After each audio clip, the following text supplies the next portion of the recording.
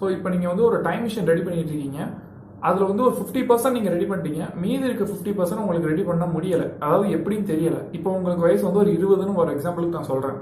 So இப்போ என்ன பண்ணுறதுன்னு உங்களுக்கு தெரியலை. 50% முடிச்சிட்டீங்க. ஸோ இந்த மாதிரி ஒரு சமயத்தில் ஒரு வயசானவர் ஒருத்தர் வராரு, வந்து உங்ககிட்ட மீதி 50% எப்படி கம்ப்ளீட் பண்ணணும் அப்படின்றத வந்து உங்ககிட்ட சொல்லிட்டு அந்த மீதி 50%க்கான ப்ளூ பிரிண்டே உங்ககிட்ட கொடுத்துட்டு போறாரு. ஸோ அதை யூஸ் பண்ணி நீங்க ஒரு டைம் மிஷின் ரெடி பண்றீங்க. ரெடி பண்ணி டைம் டிராவல் ஆகுது, எல்லாமே செக் பண்ணி நல்லா ஒர்க் ஆகுது. ஸோ இதை வச்சு நீங்க கொஞ்ச நாள் வாழ்ந்துடுறீங்க. வாழ்ந்துட்டு நீங்க உங்களுக்கு வயசாயிருச்சு. இப்போ நீங்க வயசானதுக்கு அப்புறம் நீங்க உங்களோட சின்ன வயசு நினைவுகள்லாம் யோசிச்சு பார்த்துட்டு இருக்கீங்க. ஸோ அந்த சமயம் நீங்க ஒரு 50% எப்படி கம்ப்ளீட் பண்றதுன்னு தெரியாம முழிச்சுட்டு இருந்த சமயத்துல ஒரு தாத்தா அவங்களுக்கு வந்து ஹெல்ப் பண்ணாரு. ஸோ அதை யூஸ் பண்ணி எவ்வளவு தூரம் வந்திருக்கீங்க. ஸோ இப்போ நம்ம அந்த தாத்தா வர்றதுக்கு முன்னாடி நம்ம போய் ஹெல்ப் பண்ணுவோம் அப்படின்னு சொல்லிட்டு நீங்க கிளம்பி போறீங்க. அதாவது உங்களுக்கு ஹெல்ப் பண்ண நீங்களே திருப்பி பாஸ்ட்டுக்கு இந்த டைம் டிராவல் மிஷினை யூஸ் பண்ணி கிளம்பி போறீங்க. அங்க போய் அங்க மீதி இருக்க 50%க்கான ப்ளூ பிரிண்ட்டும் அதை எப்படி பண்ணணும்ன்றத அந்த பையனுக்கு வந்து, அதாவது உங்களுக்கே அந்த 20 வயசு பையனுக்கே நீங்களே சொல்லிட்டு கிளம்புறீங்க. ஸோ இது ஒரு நிமிஷம் கனெக்ட் பண்ணி பாருங்க. ஒரு சைக்கிள் மாதிரி ஆயிடுச்சா? அப்போ ஆல்ரெடி முன்னாடி வந்த தாத்தா யாருன்னா நீங்க தான். உங்களோட ஃபியூச்சர் தான் உங்களுக்கு வந்து ஹெல்ப் பண்ணிருக்கு. இப்போ நீங்க உங்களோட பாஸ்ட்டுக்கு போய் ஹெல்ப் பண்றீங்க. ஸோ அடுத்து உங்களோட பாஸ்ட் என்ன ஆகும்? திருப்பி ஃபியூச்சர் வந்துட்டு திருப்பி அதோட பாஸ்ட்டுக்கு போய் ஹெல்ப் பண்ணும். ஸோ இந்த மாதிரி ஒரு சைக்கிள் மாதிரி ரெடி ஆகிட்டே போயிட்டே இருக்கும். ஸோ இதை நான் ஏன் முன்னாடி சொல்றேன்னா, இதை தெரிஞ்சாதான் வந்து கொஞ்சம் ஈஸியா இருக்கும் உங்களுக்கு அந்த கிளைமேக்ஸ் புரிய வைக்கிறதுக்கு. ஸோ நான் உங்க ஜீவா, இது உங்க page of heroes channel.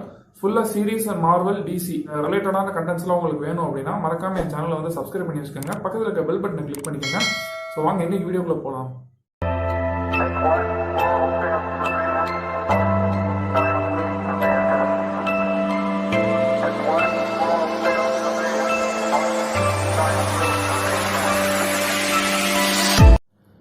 So கிளைமேக்ஸில் என்ன நடக்குது அப்படின்னு பார்த்தீங்கன்னா, பிளாக் ஹோல்குள்ள போறதா இல்ல டாக்டர் பிராண்ட் கூட சேர்ந்து வார்ம் ஹோல்குள்ள போறதா அப்படின்ற மாதிரி ஒரு சுச்சுவேஷன் நம்ம கூப்பருக்கு எழுது. நம்ம கூப்பருக்கு என்ன ஒரு ஆசைனா, அவர் பொண்ணை எப்படியாவது கடைசி ஒரு தடவையாவது பாத்துடணும், அவர் கொடுத்த ப்ராமிஸை வந்து எப்படியாவது அவர் வந்து நிறைவேற்றிடணும் அப்படின்னு சொல்லிட்டு பிளாக் ஹோல்குள்ள நுழையிறதுக்காக ஒரே பாசிபிலிட்டி அவர் வந்து கையில் எடுக்கிறாரு. பட் இந்த சமயம் வந்து நம்ம டாக்டர் பிராண்டை அவர் வார்ம் ஹோல்குள்ளேயே கழட்டி விட்டுட்டு இவர் மட்டும் பிளாக் ஹோல்குள்ள போறாரு. பிகாஸ் பிளாக் ஹோல்குள்ள போய் அது வந்து பேக் ஃபயர் ஆயிடுச்சுன்னா, சப்போஸ் அங்க வந்து ஒரு லைஃப் ஃபார்மே இல்ல, நம்ம செத்து போகிறோம் அப்படின்ற ஒரு ஸ்டேஜ் வந்துருச்சுன்னா பூமியை காப்பாத்துறதும் இல்லாம போயிடும். ஸோ அதனால இவங்களை அந்த வார்ம் ஹோல்குள்ள அந்த பிளானட்ல இறக்கி விட்டுட்டு இவர் என்ன பண்றாருன்னா பிளாக் ஹோல்குள்ள இறங்கிடுறாரு. இறங்குறதுக்கு முன்னாடி என்ன நடக்குதுன்னா, டார்ஸ்ன்னு அவர் வச்சிருக்க அந்த ஏஐ ரோபோட்டை ஃபர்ஸ்ட் வந்து அந்த உள்ள இறக்கி விடுறாரு. இறக்கி விட்டுட்டு ஏதாவது வந்து டேட்டா ஏதாவது டிரான்ஸ்ஃபர் பண்ண முடியுதா, அதாவது சிக்னல் அதால சொல்ல முடியுதா, அது என்ன பார்க்குதோ அதை வந்து இங்கே கம்யூனிகேட் பண்ண முடியுதான்னு செக் பண்ணி பார்க்குறாங்க. பட் அது வந்து கொஞ்ச நேரத்துல அது வந்து சிக்னல் கட் ஆயிடுது பிளாக் ஹோல்குள்ள இறக்கி விட்டானே. சரி, ஓகே, 2 பேரும் சேர்ந்து வார்ம் ஹோல்குள்ள போகலாம் அப்படின்னு சொல்லிட்டு டாக்டர் பிராண்டை ஏமாத்திட்டு டாக்டர் பிராண்டை கழட்டி விட்டுட்டு இவர் வந்து பிளாக் ஹோல்குள்ள இறங்குறாரு. இவர் உள்ள இறங்கவும் எதை பார்க்குறாரு அப்படின்னு பார்த்தீங்கன்னா, டெசராக்ட் அப்படின்னு சொல்லிட்டு ஒரு ஸ்பேஸ் டைம் கண்டினியூம்ல இருக்கிற டைமை வந்து பிசிக்கல் ஆப்ஜெக்டை யூஸ் பண்ணி மாற்றக்கூடிய ஒரு ரூம் அப்படின்னு சொல்லிடலாம். சிம்பிளா அப்படிதான் சொல்லணும். இது இங்க என்ன, இந்த ரூமுக்கு வந்து ஸ்பெஷாலிட்டி, ஒரு ரூம் நான் வச்சுக்கோங்க. இந்த ரூமுக்கு வந்து என்ன ஸ்பெஷாலிட்டி அப்படின்னு பார்த்தீங்கன்னா, டைம் வந்து 4th டைமென்ஷன்ல இருக்கு. ஸோ அது வந்து basic concept. Length, breadth, height, இது 3 வந்து 3 டைமென்ஷன். 4th டைமென்ஷன் வந்து டைம். ஃபர்ஸ்ட் 3 டைமென்ஷன் வந்து நம்மளால சேஞ்ச் பண்ண முடியும். 4வது டைமென்ஷன் டைம் வந்து நம்மளால எப்பயுமே சேஞ்ச் பண்ண முடியாது. டைம் வந்து எப்பயுமே கான்ஸ்டன்டா தான் இருக்கும். ஸோ அதனால தான் 4th டைமென்ஷனை எந்த இடத்துலையுமே மோஸ்ட்டாக கன்சிடர் பண்ண மாட்டோம். நம்ம 3 டைமென்ஷன் படிச்சிருப்போம். ஆக்சுவலா நம்ம டைமென்ஷன், நம்ம வேர்ல்டு இருக்க டைமென்ஷன் வந்து 4th டைமென்ஷன்.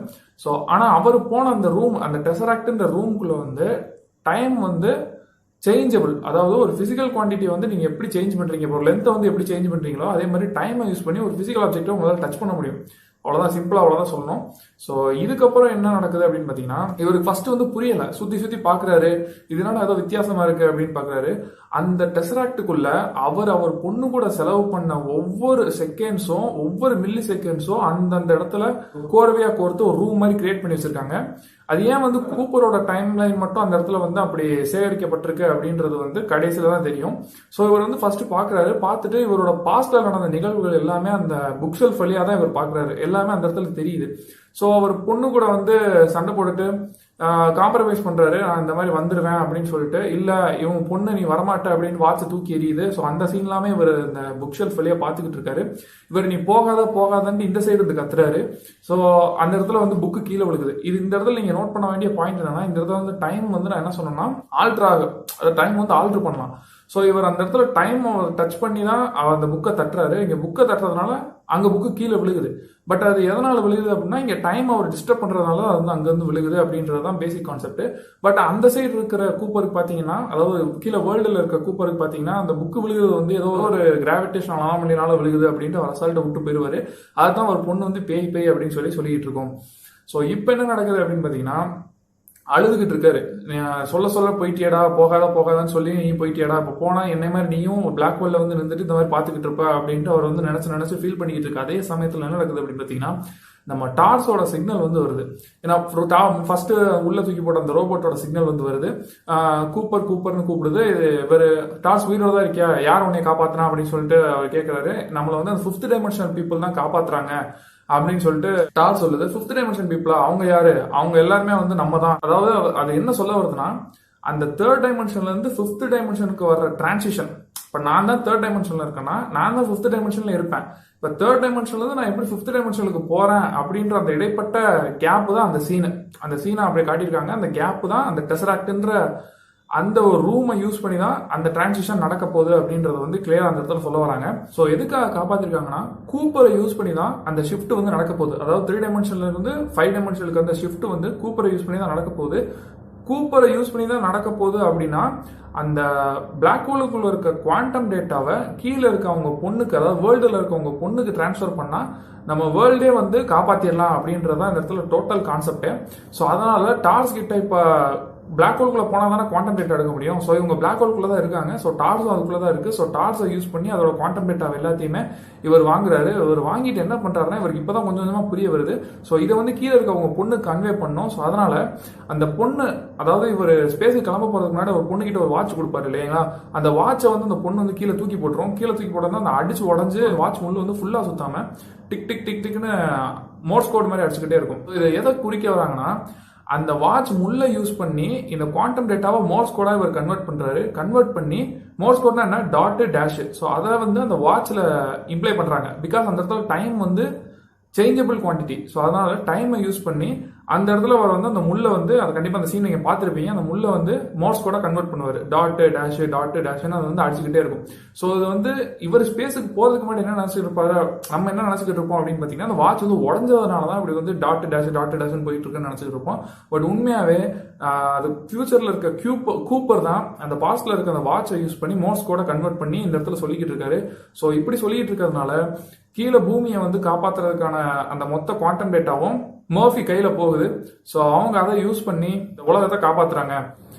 ஸோ இவர் இந்த வேலையை பண்ணி முடிச்சோன்னா அந்த டெஸ்ட்ராக்ட் வந்து க்ளோஸ் ஆகுது. டெஸ்ட்ராக்ட் க்ளோஸ் ஆனதுக்கப்புறம் இவர் எந்த வாமோல் வழியா உள்ள வந்தாரோ அதே வாமோல் வழியா அவர் வெளியே தூக்கி எறியப்படுறாரு. ஸோ இவர் வெளியே போற அதே சமயம் அவரோட பாஸ்ட், அதாவது அடுத்த சைக்கிள் வந்து பிகின் ஆயிடுச்சு. அவரோட அடுத்த சைக்கிள்ல அவரோட குரூவை கூட்டிக்கிட்டு அவர் அந்த வாமோல் வழியா அதே ஜேர்னியை திருப்பி பிகின் பண்ண போறாரு. எப்படின்னா, திருப்பி உள்ள வந்து நிறைய பிளானட்டுக்குள்ள பார்த்து நிறைய ஆபத்துகளை சந்திச்சு திருப்பி இன்னொரு இன்டர்ஸ்டெல்லார் மூவி அந்த இடத்துல ஓடும், அவருக்குன்னு தனியா ஓடும்.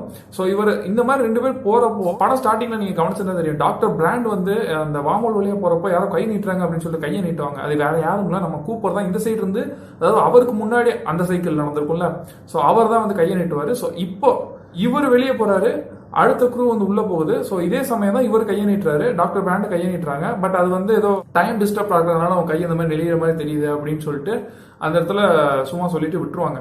பட் இது வந்து it feel like a person அப்படின்னு சொல்லிட்டு அவங்க சொல்லுவாங்களா, அவங்க வந்து கூப்பர் தான் சொல்லியிருப்பாங்க மெயினா. ஸோ இவர் வந்து வெளியே வந்து அந்த ஸ்பேஸ்ல வந்து நடந்துகிட்டு இருக்காரு. ஸோ இவர் அனுப்பின குவாண்டம் டேட்டாவை யூஸ் பண்ணி ஒரு புது பிளானட்டை கிரியேட் பண்றாங்க. அந்த பிளானட் வந்து 5 டைமென்ஷனல் பிளானட். ஸோ அவங்க அந்த வேர்ல்டுல இருந்து அப்படியே மொத்தமா மாசா பீப்புளை தூக்கிட்டு வந்து இந்த பிளானட்ல வச்சிருக்காங்க. இந்த பிளானட் வந்து கூப்பரை யூஸ் பண்ணி மார்ஸ் கூட டிரான்ஸ்ஃபர் பண்ணி உலகத்தை காப்பாத்துறதுனால இந்த வேர்ல்டுக்கு பேர் வந்து கூப்பர் ஸ்டேஷன் அப்படின்னு பேர் வைக்கிறாங்க. ஸோ இவர் வந்தவும் அந்த 5 டைமென்ஷனல் பீப்புள் வந்து இவரை காப்பாற்றி கொண்டு போய் கூப்பர் ஸ்டேஷன் ஹாஸ்பிட்டலில் வைக்கிறாங்க. அதே ஹாஸ்பிட்டலில் தான் அவர் பொண்ணு வந்து அட்மிட் ஆயிருக்காங்க. அவங்களுக்கு வந்து பூமியிலே இருக்கிறதுனால இவர் ஸ்பேஸ்ல இருக்காரு. ஸோ வந்து நம்பர்ஸ் தான் அதிகம், ஏஜ்ல வந்து ஒரு நம்பர் தான் அதிகம். பட் வந்து ஸ்கின்ல பிசிக்கலா அவர் எந்த சேஞ்சுமே அவ்வளவா அடைஞ்சிருக்க மாட்டாரு. பட் அவங்க பொண்ணு வந்து பூமியில இருக்கிறதுனால இவரை கம்பேர் பண்றப்போ இவங்களுக்கு நம்பர் கம்மி. அதாவது ரொம்ப வயசு வாழ்ந்துட்டாங்க அப்படின்றது வந்து ரொம்ப வயசானவங்களா இருப்பாங்க. அதை பார்த்துறப்ப அந்த சீன் பார்க்குறப்ப கண்டிப்பா அவங்களுக்கு தெரிஞ்சிருக்கும். ரொம்ப வயசானவங்க இருப்பாங்க, அவங்களுக்கு நிறைய வம்சாவளிகள் வந்திருக்கும். ஸோ கடைசியில் அந்த பொண்ணோட முடிவோட நம்ம டாக்டர் பிராண்டோட கதை என்னாச்சு அப்படின்றத காட்டுவாங்க. ஸோ டாக்டர் பிராண்டை காப்பாத்துறதுக்காக நம்ம கூப்பர் வந்து திருப்பி கிளம்பி போறாரு. ஸோ இப்படிதான் வந்து கிளைமேக்ஸ் முடியுது. இது சிம்பிளா சொல்லணும் அப்படிதான் சொல்லணும். இதுக்குள்ள நிறைய சயின்டிபிக் தியரிஸ்லாம் இருக்கு. இது எல்லாமே வந்து உட்காந்து சொல்லணும் அப்படின்றது வந்து கண்டிப்பா ஒரு மணி நேரம் பேசலாம். இன்டர்ஸ்டெல்லார் படத்தை எடுத்தோம்னா. வீடியோ பிடிச்சிருந்தா லைக் பண்ணுங்க, கமெண்ட் பண்ணுங்க, ஷேர் பண்ணுங்க. உங்க இன்டர்ஸ்டெல்லார் ஃப்ரெண்ட்ஸுக்கு மறக்காம ஷேர் பண்ணுங்க. ஸோ மீண்டும் ஒரு நல்ல வீடியோவில் சந்திப்போம். Take care, bye. அதுக்கு முன்னாடி சப்ஸ்கிரைப் பண்ணாதவங்க தயவுசெய்து சப்ஸ்கிரைப் பண்ணுங்க. சும்மா பார்த்துட்டு போக வேணாம். ஸோ எனக்கு கொஞ்சம் டிமோட்டிவேஷனாக இருக்குது. So please, thank you.